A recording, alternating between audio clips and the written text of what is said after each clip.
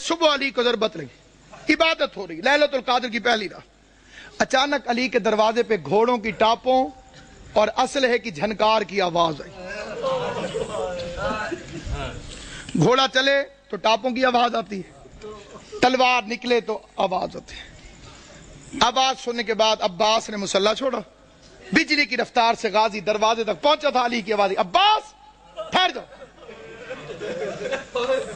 میں نے یہ 2 سال پہلے فکرہ پڑھا تھا لاہور میں، ایک سید نے ایک لفظ کہا تھا، وہ یہیں لکھا گیا، وہ بیچ میں سے کھڑا ہو گیا، اس نے کہا علامہ صاحب علی بھی عباس کو روکتا رہا۔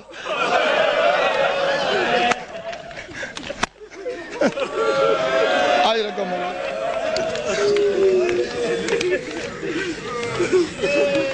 علی بھی عباس کو روکتا رہا، غازی کو روک کر میرا مولا باہر نکلا۔ کیسے میرے مولا نے دروازہ کھولا، کیا دیکھتے ہیں؟ 4 گھوڑے سوار کھڑے، انہوں نے نقابیں کی ہوئی ہیں، ان کے ہاتھوں میں ننگی تلواریں، اور وہ گھوڑے پر بیٹھے ہوئے، ایک ہاتھ سے گھوڑے کی رکابیں پکڑی ہوئی، دوسرے ہاتھ میں تلواریں علم بنائی ہوئی، اور چہرے پہ نقاب۔ علی نے فرمایا کون؟ انہوں نے پھرتی سے زین چھوڑی، تلواریں نیاموں میں ڈالی، علی کے قدموں پہ ہاتھ رکھا، کسی نے ہاتھ چوما، کسی نے پاؤں چوما۔ پہلے کی آواز مولا میں عبداللہ ابن عفیف علی کا صحابی تھا، دوسرے کی آواز مولا میں حذیفہ یمانی، تیسرے کی آواز مولا میں ابراہیم ابن مالک اشتر۔ علی فرماتے ہیں آرام اور عبادت چھوڑ کر آدھی رات کو میرے دروازے پہ کیا کر رہے؟ آرام اور عبادت چھوڑ کر آدھی رات کو میرے دروازے پر کیا کر رہے ہو؟ یہ اگلا فکرہ یاد رکھنا، علی کی شہادت میں تمہیں ہمیشہ یاد رہے۔ عبداللہ ابن عفیف مولا کا صحابی، وہ کہتا ہے مولا جب سے یہ رمضان شروع ہوا ہے تیری تقریروں سے ڈر لگ رہا۔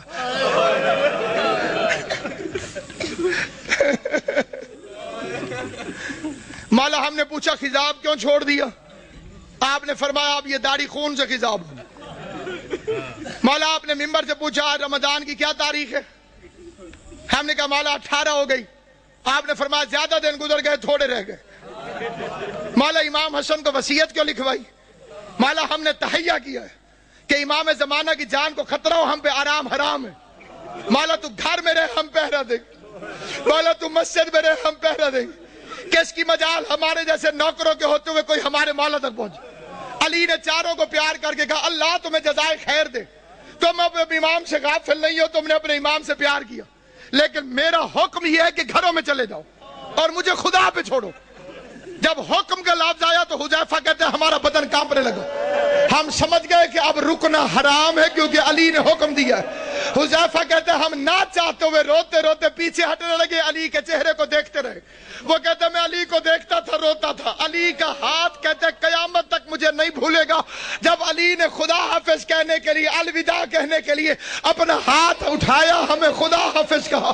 حذیفہ کہتا ہے میں اپنے گھر میں آیا، میں نے اپنی تلوار کو زمین پہ پھینکا، میں زمین پر بیٹھ کر پچھاڑے کھا کے رونے لگا۔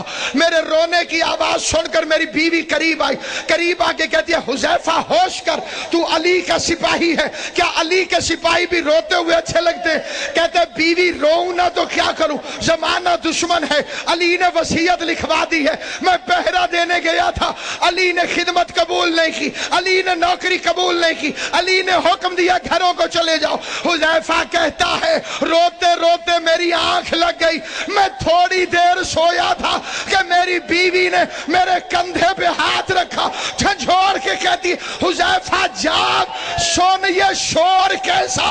حذیفہ کہتا اب جو میں نے سنا تو آواز آ رہی تھی قد قتل امیر المومن، لوگوں امیر مارا گیا، زینب و کلثوم یتیم،